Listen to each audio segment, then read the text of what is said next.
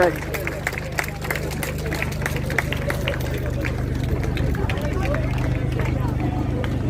I feel pretty good now, yeah.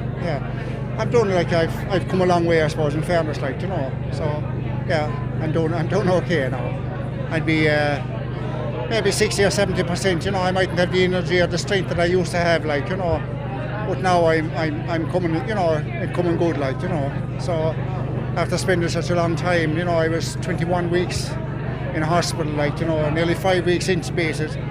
I got pneumonia, I got a cyst in my lung, which ruptured, and I had to go to the Beacon in Dublin. There was a lady, Professor Eaton, that did the operation on my lung. She put 2 valves in the lungs, so the lung is still a little bit damaged, but apart from that, I'm pretty good, yeah. And I was 21 weeks in total in hospital, but the last 8 weeks I was in St. Ives, Newcastle West, in rehab there, and they did a marvellous job on me, I couldn't eat, I couldn't walk, I could do nothing after it. So, they brought me back really to the way I am, yeah. And what would your message be to people? Obviously, a lot of the news at the moment is about, what we can or can't do this summer, and overseas travel. Obviously, you've been through that COVID battle. What's your message? Oh, sure. It kind of annoys me really when I hear people talking like that, because people that are healthy, it's only maybe 12 months out of their life. They have the rest of their lives, to live. I mean, for me, it was getting older. I'm 72 last Friday. But for younger people, they should just relax and say, well, we have the rest of our life to make up for all these things, And I think that, they should do what they're told and obey everything, and everything will come good in the end, there's no doubt about it. Final question, you mentioned you turned 72 last Friday.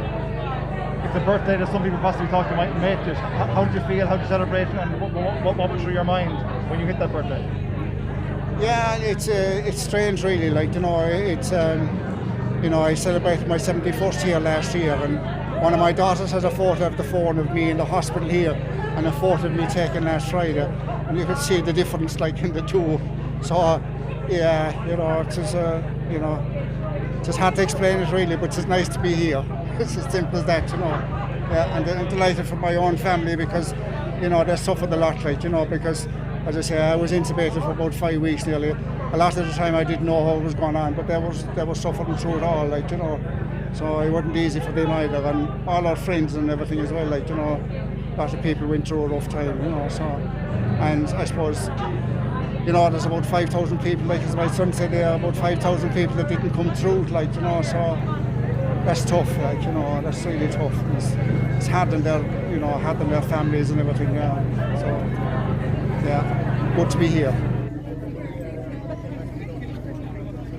So my sister was talking about it at home, and when we got home, Dad home and settled and sorted, we were just very anxious that we do some form of a fundraiser to acknowledge the work and commitment that was given to all the staff here for Dad.